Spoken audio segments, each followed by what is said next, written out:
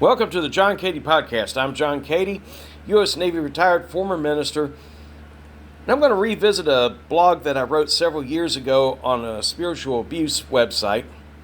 And it's about the subject of manufactured controversy. Now, what is manufactured controversy? That is when a group of people or a special interest, regardless of what it is, it could be religious, it could be a community group, it could be anything. But they see something going on that they don't like, and rather than going into the facts and actually coming up with a legitimate complaint about what's going on, they manufacture things to try to drive people away. A legitimate controversy would surround DuPont Corporation's use of forever chemicals in products such as Teflon. That has been a proven controversy. There has been plenty of factual evidence to support that. Ford Motor Company had to redesign the gas tanks on its vehicles after it was proven by facts, by tests, by confirmed evidence that the Ford Pinto's gas tank design was just downright dangerous and would explode on impact if it was rear-ended. But we have manufactured controversy. You have something going on that isn't necessarily harming the public at large, but yet because it's out of a group's perspective of what is normal, they jump into it. And they say, no, this is evil. This is terrible. Don't get into this.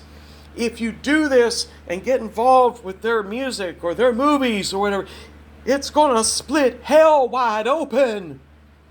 As somebody who attended extreme fundamentalist churches for many years, I heard that preached time and time again. And sometimes I think, looking back, we created these monsters.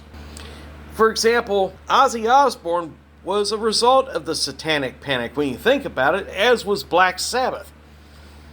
Yes, some of their music did have occult references. They even had Aleister Crowley references, most notably in the song Mr. Crowley, which Ozzy did on his first solo album. That doesn't make Ozzy Osbourne a Satanist, but it does create a very sensational product, and because it's not something people are used to, it catches their attention. Rather than listening to the whole thing and just taking it at face value and saying, well, okay, I like it or I don't like it. If I don't like it, I don't want to listen to it. I'll tune into something else. Here comes the controversy. They're talking about how Ozzy Osbourne's going to take our kids straight to hell. Was Ozzy Osbourne an evangelist? No. Was he a preacher? No. He was an entertainer. And that's all he was. At the end of the day, he may have entertained a lot of people, but he didn't take people down the Pied Piper road with him. He went home to his family. And the same could be said about the band AC/DC. Oh, yes. I can share this one from a personal example because we had a student assembly my junior year at East Fairmont. As we were doing this mock funeral for the opposing school's mascot, I did an impromptu lead of the AC/DC song Highway to Hell, which was very quickly shut down, and I was scolded, being told that that song was inappropriate for the school. It's that kind of controversy, manufactured, mind you, because this was all part of the Satanic Panic of the late 70s and into the 1980s that gave Ozzy Osbourne, gave Black Sabbath, and gave a lot of these other artists success because it brought attention their way. It brought attention their way simply because in the entertainment business, there is no such thing as bad press for the most part. There's only a couple things that would really make bad press to the point that it would destroy a career. One would be crimes against children, another would be that you lip-synced your whole way through. Just ask Milli Vanilli. They were the victims of Frank Farian on that one. In this case, the manufactured controversy, without any real, credible, concrete evidence, it actually bolstered the success of these artists. In the late 1980s, early 1990s, I witnessed this firsthand as well. Up until the late part of 89, Two Live Crew was nothing more than just another obscure hip-hop group from Miami. Until November of '89, if you ask anybody outside the state of Florida who Two Live Crew was, they couldn't tell you. But what happened? They released an album titled As Nasty as They Want to Be. And that perked up a lot of eyebrows, perked up a lot of ears, and folks were like, oh no! They're going to send our kids down the road to darkness. They're going to send our kids down straight to ruin with this music. Especially when they did the song Me So Horny.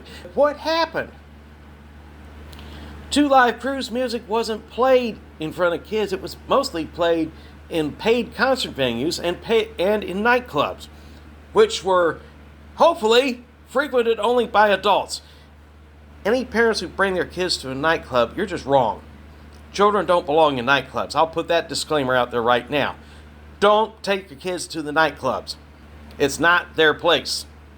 Back to the story. This manufactured controversy gave Two Live Crew success. The album went platinum. And then they had 2 top 40 hits off this. During this wave of controversy, the song Me So Horny, despite getting almost 0 airplay, made it all the way to number 26 on the Billboard Hot 100 and went platinum. A follow-up single, Banned in the USA, which was sampled off of Bruce Springsteen's Born in the USA, did even better. It hit number 20.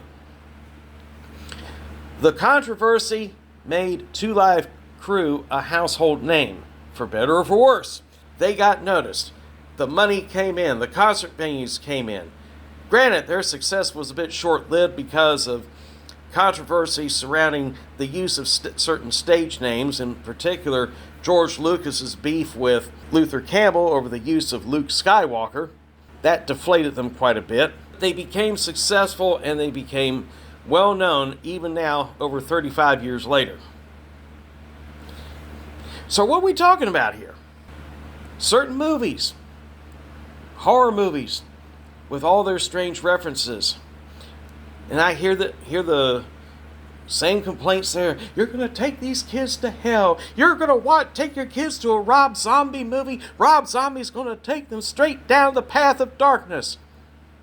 No, Rob Zombie is an entertainer. He's a film director. But he's not leading anybody anywhere. In fact, most of his movies are considered off the mainstream and don't make that much money. You're giving Rob Zombie more credit than what he actually has. Granted, I like some of his music. But let's face it, the manufactured controversy is what drew more attention to House of a Thousand Corpses and The Devil's Rejects and Three from Hell than anything else that was out there, because the mainstream advertising just wasn't there. So here we have it. Manufactured controversy. It ties back into something even my dad told me. If you don't like something, don't watch it. Don't listen to it. Don't give it your time. Don't let it take up space in your head. And it makes me question, have we, by doing all this manufactured controversy, actually contributed to their success? The proof is in the pudding, my friends, and the proof is it has. This is John Cady. Thank you for listening. Hit the like, hit the subscribe button, and I will most certainly catch you on the next one.